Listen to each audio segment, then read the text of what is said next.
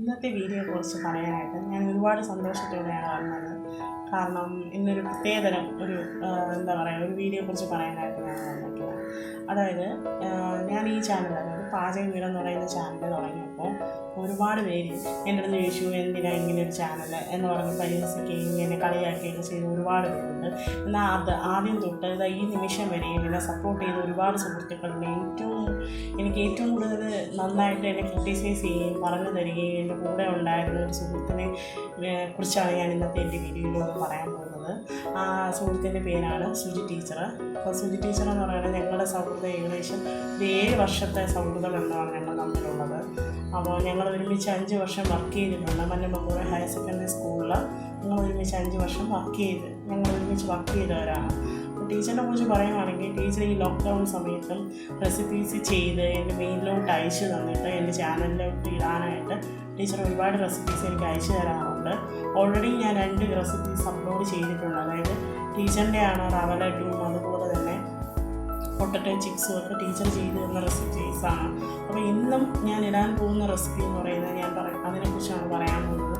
Teacher തന്നെ അയച്ചു തന്ന റെസിപ്പിയാണ്.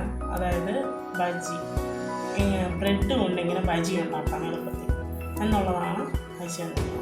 ഒരുപാട് നിങ്ങൾക്ക് ഇഷ്ടപ്പെടുമെന്ന് ഞാൻ വിശ്വസിക്കുന്നു. Thank you.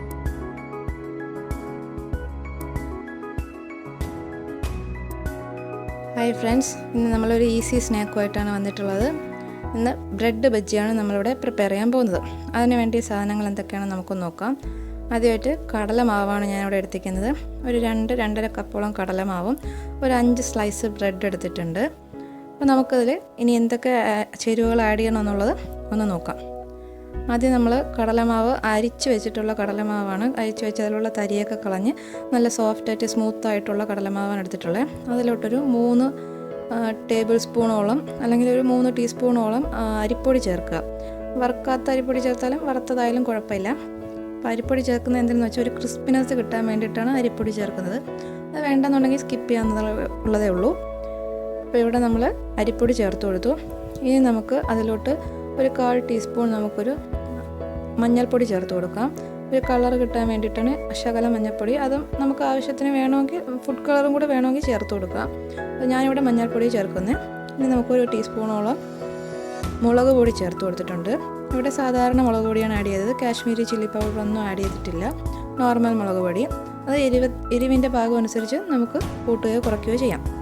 ഇനി ഒരു 1/4 ടീസ്പൂണോളം കായപ്പൊടി കൂടി ആഡ് ചെയ്തിട്ടുണ്ട്. ഒരു ഫ്ലേവർ കിട്ടുന്നതിന് വേണ്ടിയിട്ട് കായപ്പൊടി ആഡ് ചെയ്തിട്ടുണ്ട്. കായപ്പൊടി വളരെ കുറച്ച് മാത്രമേ ആഡ് ചെയ്യാവൂ. അത് കൂടിപ്പോയി കഴിഞ്ഞ് കഴിഞ്ഞാൽ ഒരു കയ്പ്പ് രസം ഫീൽ ചെയ്യും.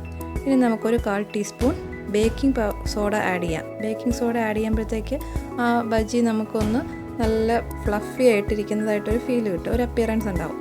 ഇനി ഇതെല്ലാം കൂടെ നമുക്കൊന്ന് സ്പൂണ് വെച്ചോ അല്ലെങ്കിൽ ഒരു ഫോർക്ക് വെച്ചോ ഒന്ന് മിക്സ് ചെയ്ത് കൊടുക്കാം. ഇതെല്ലാം മിക്സ് ചെയ്യുന്നതിന് മുമ്പ് നമുക്ക് കുറച്ച് ഉപ്പും കൂടെ ആഡ് ചെയ്യാം. നമ്മുടെ പാകത്തിനുള്ള ഉപ്പ് കൂടെ ആഡ് ചെയ്ത് അതെല്ലാം നന്നായിട്ടൊന്ന് മിക്സ് ചെയ്യാം. ഈ പൊടികളെല്ലാം കൂടെ ചേർന്ന ശേഷം നമുക്ക് വെള്ളം ആഡ് ചെയ്യുന്നതായിരിക്കും ബെറ്റർ. ഇല്ലെങ്കിൽ ഇടയ്ക്കിടയ്ക്ക് ഇങ്ങനെ അവിടെ ആയിട്ട് ഓരോ പൊടികളും ഇങ്ങനെ കട്ട പിടിച്ച് കിടക്കാൻ സാധ്യതയുണ്ട്. അപ്പോൾ നമുക്ക് പൊടികളെല്ലാം നന്നായിട്ട് മിക്സ് ചെയ്ത ശേഷം വെള്ളം ആഡ് ചെയ്ത് കൊടുക്കാം. കുറച്ചായിട്ട് വെള്ളം ആഡ് ചെയ്ത് നല്ലൊരു ബാറ്റർ പ്രിപ്പയർ ചെയ്യാം. നമ്മൾ ഇഡ്ഡലി മാവിൻ്റെയൊക്കെ ആ ഒരു കൺസിസ്റ്റൻസിയെ കാട്ടി ഇച്ചിരി കൂടി തിക്കായിട്ട് വേണം നമ്മളതിൻ്റെ ബാറ്റർ പ്രിപ്പയർ ചെയ്യാൻ. അപ്പോൾ ഇതുപോലെ ഞാനിവിടെ നന്നായിട്ട് ബാറ്റർ പ്രിപ്പയർ ചെയ്ത് വെച്ചിട്ടുണ്ട്. അപ്പോൾ ഈ ഒരു കൺസിസ്റ്റൻസി ആയിരിക്കണം നമ്മുടെ ബജിക്ക് വേണ്ടിയിട്ടുള്ള ബാറ്ററിന്. അപ്പോൾ ഇതിന് നമുക്കൊന്ന് മാറ്റി വയ്ക്കാം ഒരു 5 മിനിറ്റ്. ഇനി നമുക്ക് ആ സമയത്ത് നമ്മളെ ബ്രെഡ് സ്ലൈസ് ചെയ്തെടുക്കാം. അപ്പോൾ ഞാനിവിടെ 5 സ്ലൈസ് ബ്രെഡാണ് എടുത്തിട്ടുള്ളത്. ഇത് വേണമെങ്കിൽ ഇത് സ്ക്വയർ ആയിട്ട് തന്നെ നമുക്ക് ബജി പ്രിപ്പയർ ചെയ്തിടാമെന്നുള്ളതേ ഉള്ളൂ.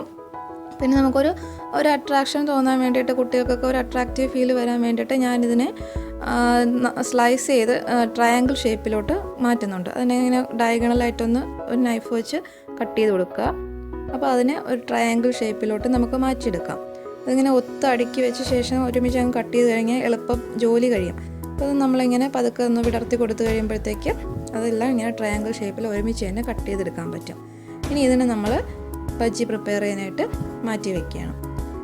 പിന്നെ നമുക്ക് ബജി പ്രിപ്പയർ ചെയ്യുന്നോട്ട് പോവാം.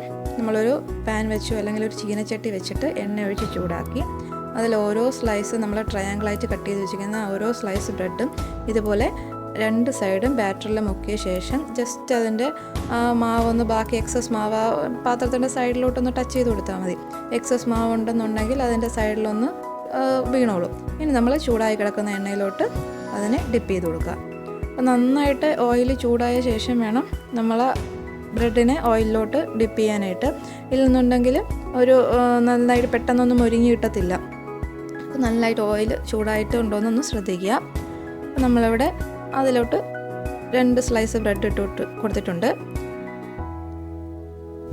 അപ്പോൾ ഇനി നമ്മൾ ഇത് ഒരു വശം നന്നായിട്ട് മുരിഞ്ഞ് വരുന്നത് വരെ ഒന്ന് വെയിറ്റ് ചെയ്ത് ഒരു 2 മിനിറ്റ് അല്ലെങ്കിൽ ഒരു മിനിറ്റ് വെയിറ്റ് ചെയ്ത ശേഷം നമ്മളതിനെ തിരിച്ചിട്ട് കൊടുക്കണം. അപ്പോൾ നന്നായിട്ട് ഇവിടെ അത് കാണാൻ പറ്റുന്നുണ്ട്, നല്ല കടലമാവൊക്കെ അതിലോട്ട് നന്നായിട്ട് പിടിച്ചിരിപ്പുണ്ട്. കോട്ടിംഗ് ഒക്കെ നന്നായിട്ട് പെർഫെക്റ്റ് ആയിട്ടുണ്ട്.